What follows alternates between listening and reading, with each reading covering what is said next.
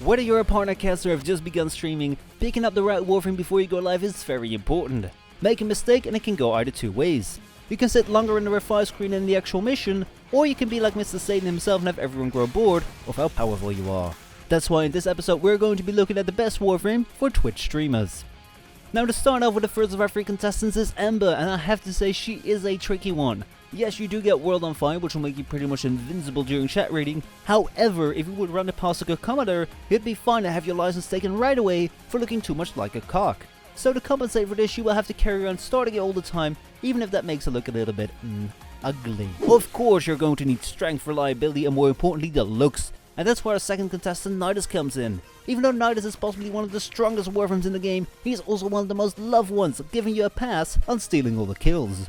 And if you do not believe me, tell me about any other Warframe that can infect everyone with space herpes and still not be called out for it. Now with our final contestant, I cannot hide the reason for this video any longer, because as a brand new addition to this game are these 2 amazing new skins for Excalibur and Heroes. The only way to get them is via buying the exclusive DLC from Twitch, which will also bring you this amazing new Twitch color palette.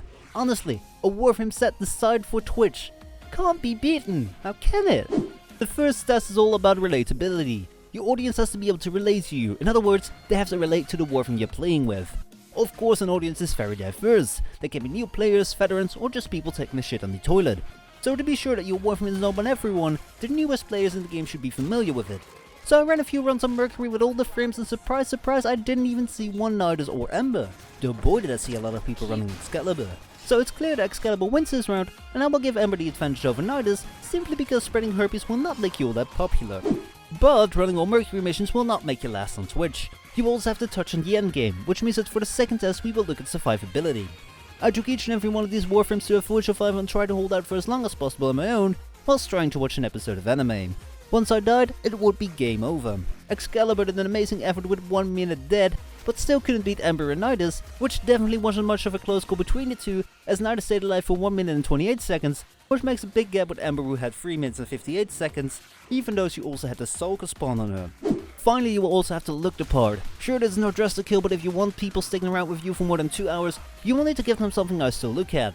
Thanks to the beautiful skin from the starter weapons, Ember looks by far the worst of the 3, and even though the Twitch skin from the Excalibur is blinding in how good looking it is, the fact that it doesn't really alter much of the model makes it effectively a respray, which is a bit of a downside. Which means that Nidus is going to win this round. But oh no, this means that with all the test results combined we end up with a draw, which makes this all very inconclusive. However, given the fact that you can change Ember's colors around to something like this, already makes it look a lot better and gives her the tiny margin she needs to pass Excalibur in looks and become the overall winner of the day, putting Nidus in second place and Excalibur stone dead last. And that does make a lot of sense. Ember is really the most easiest and best way to go about playing Warframe, whilst interacting with the chat and having your mindset to looking good. You'll come out of every mission with the best results, which will make you look good at the game even though you aren't. But will you care about this, and more importantly, will I care about this? Not at all, because I will still go for Excalibur, since he will be the special Twitch Warframe which people can buy on your channel, whilst you are streaming the game.